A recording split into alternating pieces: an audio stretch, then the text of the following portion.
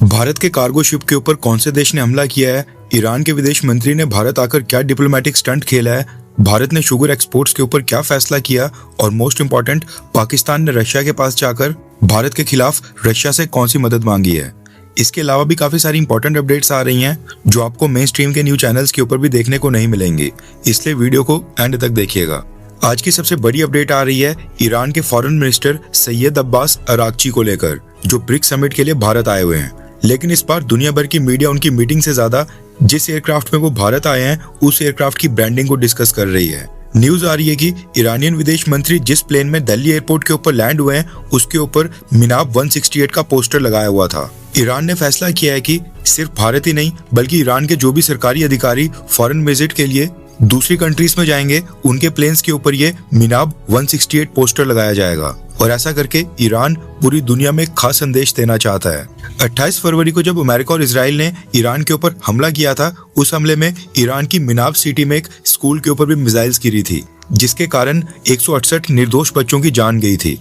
Iran के विदेश मंत्रालय के स्पोक्सपर्सन का कहना है कि ये मिनाब 168 पोस्टर दुनिया को याद दिलाने के लिए है कि कैसे अमेरिका ने बेदर्दी के साथ ईरानी बच्चों का खून बहाया था। और वहीं पर अमेरिका की बात करें तो यूएस डिफेंस सेक्रेटरी पीट हेग्सेथ ने खुद इंसिडेंट को ट्रैजिक इंटेलिजेंस फेलियर बताया था और कहा था कि जिस बिल्डिंग को टारगेट किया गया था यानी स्कूल बिल्डिंग, उस बिल्डिंग को उससे पहले ईरानियन रेवोल्यूशनरी गार्ड्स द्वारा एक नेवल ब्रिगेड फैसिलिटी के रूप में इस्तेमाल किया जाता था और पुरानी और आउटडेटेड इंटेलिजेंस की वजह से आइडेंटिफिकेशन एरर हुई थी। अमेरिका ने जानबूझकर बच्चों को टारगेट नहीं किया था, लेकिन ईरान इस इंसिडेंट को अपनी पॉलिटिकल माइलेज के लिए इस्तेमाल कर रहा है ताकि अमेरिका के ऊपर प्रेशर बनाया जा सके। इसलिए ईरानियन फॉरेन मिनिस्टर का एयरक्राफ्ट जब दिल्ली के इंदिरा गांधी इंटरनेशनल एयरपोर्ट के ऊपर लैंड हुआ तो उसके ऊपर भी ये मिनाब 168 पोस्टर लगा हुआ था। इसके अलावा आज दिल्ली में ब्रिक्स फॉरेन मिनिस्टर्स की मीटिंग भी हुई है। ये वीडियो रिकॉर्ड करते समय तक ये मीटिंग अभी चल रही थी और ज्वाइंट स्टेटमेंट भी नहीं आई थी, इसलिए ब्रिक्स मीटिंग से संबंधित जो भी इंपॉर्टेंट अपडेट्स और अंदर की खबरें आएंगी वो हम अगली वीडियो में कवर करेंगे। इसलिए अगर आपने हमारे चैनल इंडियन अफेयर्स को सब्सक्राइब नहीं किया तो कर लें। नेक्स्ट अपडेट आ रही है ओमान और भारत को लेकर। रेफरेंस क्लब की स्क्रीन के ऊपर आर्टिकल का स्क्रीनशॉट है। न्यूज निकल कर आ रही है कि पिछले कल ओमान की कोस्ट के पास एक भारतीय कार्गो शिप के ऊपर हमला हुआ है। रिपोर्ट्स के अकॉर्डिंग इंडियन फ्लैग्ड शिप जिस समय इसके ऊपर ये हमला हुआ था ये ओमान के तट के पास था और स्ट्रेट ऑफ होर्मुज को तो क्रॉस या फिर एंटर करने की कोशिश भी नहीं कर रहा था, लेकिन फिर भी इसके ऊपर हमला किया गया। समय रहते ओमान की अथॉरिटीज ने इंडियन शिप के ऊपर डिप्लॉयड भारतीय क्रू मेंबर्स को रेस्क्यू भी किया और उन सबकी जान बचाई।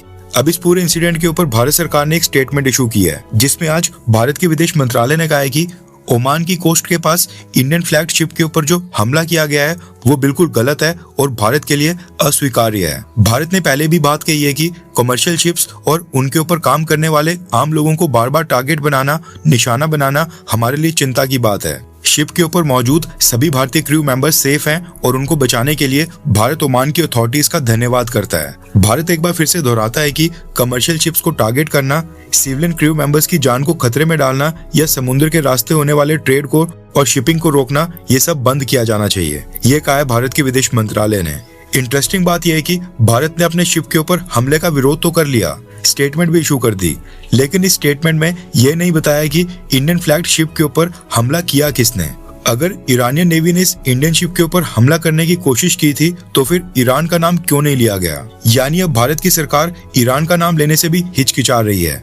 ओमान की कोस्ट स्ट्रेट ऑफ होर्मुज से बिल्कुल पास में है और मोस्ट प्रोबेबली इस भारतीय शिप के ऊपर भी ईरानियन नेवी ने ही हमला किया होगा, लेकिन भारत ने ईरान का नाम इसलिए नहीं लिया क्योंकि हमने आगे भी भारतीय शिप्स को स्ट्रेट ऑफ होर्मुज से क्रॉस करवाने के लिए ईरानियन नेवी की क्लियरेंस चाहिए होगी, इसलिए ईरान का नाम नहीं लिया गया है। इसके अलावा स्ट्रेट ऑफ होर्मुज से एक और अपडेट आ रही है। रेफरेंस क्लब की स्क्रीन के ऊपर आर्टिकल का स्क्रीनशॉट है। न्यूज निकल कर आ रही है कि एमवी सनशाइन नाम के एलपीजी टैंकर शिप ने स्ट्रेट ऑफ होर्मुज को क्रॉस कर लिया है और ये भारत की तरफ सेल कर रहा है। न्यूज आ रही है कि एमवी सनशाइन ने ईरानियन और अमेरिका दोनों देशों के ब्लॉकेड को पास कर लिया है और ईरान ने भी इसको क्लियरेंस दे दी है एंड अमेरिका ने भी, जिसके बाद भारत ने इस MV Sunshine LPG tanker ship को सेफली एस्कॉर्ट करने के लिए इंडियन नेवी को डिप्लॉय कर दिया है और अब ये इंडियन नेवी की निगरानी में भारत तक आएगा। इसके साथ ही रिपोर्ट्स आ रही हैं कि एमवी सनशाइन के बाद एमवी साइमी नाम का एक और crude oil tanker ship straight of Hormuz को क्रॉस करने वाला है, उसको भी इंडियन नेवी भेजकर एस्कॉर्ट करके भारत के वाटर्स तक सुरक्षा दी जाएगी। यानी एक और क्रूड ऑयल से भरा टैंकर भारत की तरफ आ रहा है। MV सनशाइन में जो LPG गैस है वो आ रही है यूनाइटेड अरब अमीरात से, और MV साइमी में जो क्रूड ऑयल लोडेड है वो कतर से भारत आ रहा है। मसला ये है कि ईरान की गवर्नमेंट से क्लियरेंस लेने के बाद भी ग्राउंड के ऊपर शिप्स के ऊपर लगातार हमले हो रहे हैं। पिछले कल देर रात को ये ओमान की कोस्ट के पास इंडियन शिप को टारगेट किया गया, और पिछली बार भी इंडियन शिप को स्ट्रेट ऑफ होर्मुज क्रॉस करने की परमिशन मिल गई थी, लेकिन उसके बाद भी ईरानियन नेवी के पर्सनल्स ने इंडियन शिप के ऊपर फायर खोला था। इसलिए भारत ने अब MV सनशाइन और MV साइनी को एस्कॉर्ट करने के लिए इंडियन नेवी को डिप्लॉय करने का फैसला किया है। अब ये भारत का 15वां शिप है जो ईरान अमेरिका वॉर स्टार्ट होने के बाद स्ट्रेट ऑफ होर्मुज से क्रॉस हुआ है। नेक्स्ट अपडेट आ रही है भारत और मालदीव्स को लेकर। रेफरेंस के लिए आपकी स्क्रीन के ऊपर आर्टिकल का स्क्रीनशॉट है। मालदीव्स भारत के साथ फ्री ट्रेड एग्रीमेंट को साइन करना चाहता है। मालदीव्स की फॉरेन मिनिस्टर इरुती शाम आदाम ने कहा है कि मालदीव्स भारत के साथ फ्री ट्रेड एग्रीमेंट को इसी साल 2026 के एंड होने से पहले कंक्लूड करके इसको भारत के साथ साइन कर लेना चाहता है। दरअसल भारत ने ब्रिक्स फॉरेन मिनिस्टर्स मीट के लिए कुछ अलग देशों को भी इन्वाइट किया है, जिसमें मालदीव्स के फॉरेन मिनिस्टर भी हैं। इसलिए मालदीव्स की फॉरेन मिनिस्टर इरुती शाम आदाम भारत की यात्रा पर आई हुई हैं और यहाँ पर आकर ये स्टेटमेंट दे रही हैं कि ये भारत के साथ फ्री ट्रेड एग्रीमेंट को जल्दी से कंक्लूड करना चाहती हैं। मालदीव्स की सरकार कई सालों से भारत को रिक्वेस्ट कर रही है कि हम जल्दी से फ्री ट्रेड एग्रीमेंट साइन कर लें, लेकिन रिपोर्ट्स आ रही हैं कि भारत सरकार इसमें ज्यादा इंटरेस्टेड नहीं है। आपको क्या लगता है कि क्या भारत को मालदीव्स के साथ फ्री ट्रेड एग्रीमेंट साइन करना चाहिए? हाँ या फिर ना, नीचे कमेंट करके अपनी राय जरूर बताएं। नेक्स्ट अपडेट आ रही है भारत के शुगर एक्सपोर्ट्स को लेकर, यानी जो चीनी हम दूसरी कंट्रीज को बेचते हैं उससे संबंधित। रेफरेंस के लिए आपकी स्क्रीन के ऊपर आर्टिकल का स्क्रीनशॉट है। न्यूज निकल कर आ रही है कि भारत सरकार ने अचानक से अनाउंस किया है कि 30 सितंबर 2026 तक दूसरी कंट्रीज को शुगर एक्सपोर्ट करने के ऊपर कंप्लीट रेस्ट्रिक्शंस लगा दी गई हैं। मतलब अब भारत से रॉ शुगर, व्हाइट शुगर और रिफाइंड शुगर का एक्सपोर्ट रोक दिया गया है। इस नोटिफिकेशन में 2 रीजन्स हैं जिनको एग्जेम्पशन दी गई है, यानी उनको शुगर एक्सपोर्ट नहीं रोके जाएंगे, और वो हैं अमेरिका और यूरोपियन यूनियन के अंडर आने वाले 27 देश।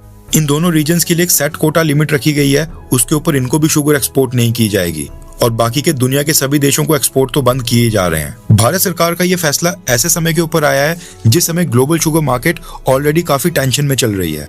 इंटरनेशनल शिपिंग इंडस्ट्री में डिस्टर्बेंस के कारण ब्राजील के पोर्ट्स के ऊपर ऑलरेडी काफी डिले चल रहा है। थाईलैंड की शुगर प्रोडक्शन ड्राई वेदर की वजह से बिल्कुल भी रिकवर नहीं हो पा रही है, और अब दुनिया का दूसरा सबसे बड़ा शुगर प्रोड्यूसर यानी कि भारत भी शुगर मार्केट से बाहर निकल रहा है।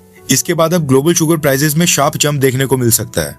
अब सवाल ये खड़ा होता है कि भारत सरकार अचानक से शुगर एक्सपोर्ट के ऊपर रोक क्यों लगा रही है? दरअसल इंडियन शुगर मिल्स एसोसिएशन यानी ISMA के अकॉर्डिंग इस साल भारत की sugar production around 31.7 million ton estimate की गई है, जो पिछले एस्टिमेट से काफी कम है, क्योंकि महाराष्ट्र और कर्नाटका में हीट वेव और इरेगुलर मानसून का इम्पैक्ट देखने को मिल रहा है। दूसरी तरफ भारत के अंदर रिटेल शुगर प्राइसेस पिछले 6 महीनों में अराउंड 8% तक बढ़ चुके हैं, और इसी वजह से गवर्नमेंट ने डोमेस्टिक सप्लाई को सिक्योर करने के लिए दूसरी कंट्रीज को शुगर एक्सपोर्ट बंद करने का इतना बड़ा स्टेप लिया है। यानी इंटरनेशनल प्रॉफिट से ज्यादा प्राथमिकता भारतीय कंज्यूमर्स को दी जा रही है, ताकि डोमेस्टिक मार्केट के अंदर प्राइसेस स्टेबल रहें। अब यहाँ पर सबसे इंटरेस्टिंग सवाल ये उठ रहा है कि अगर कंप्लीट एक्सपोर्ट बैन लगा दिया गया है तो फिर अमेरिका और यूरोपियन यूनियन को एग्जेम्पशन क्यों दी जा रही है? कई सारे लोग बोलेंगे कि भारत की सरकार अमेरिका और यूरोपियन यूनियन के दबाव में आकर इनके सामने झुककर फैसला ले रही है, लेकिन असली मसला है भारत के इंटरनेशनल ट्रेड एग्रीमेंट्स जो भारत ने WTO के साथ साइन किए हैं। WTO notified CXL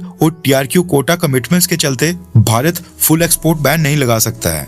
limited quantity में शुगर भारत को एक्सपोर्ट करनी होगी, जो कि हमारे लिए लीगली मैंडेटरी है, यानी कुछ न कुछ क्वांटिटी तो भारत को एक्सपोर्ट करनी है। ऐसे में भारत ने 2 ऐसी मार्केट्स को चुना है जो हमारे लिए सबसे इंपॉर्टेंट है, अमेरिका और यूरोपियन यूनियन।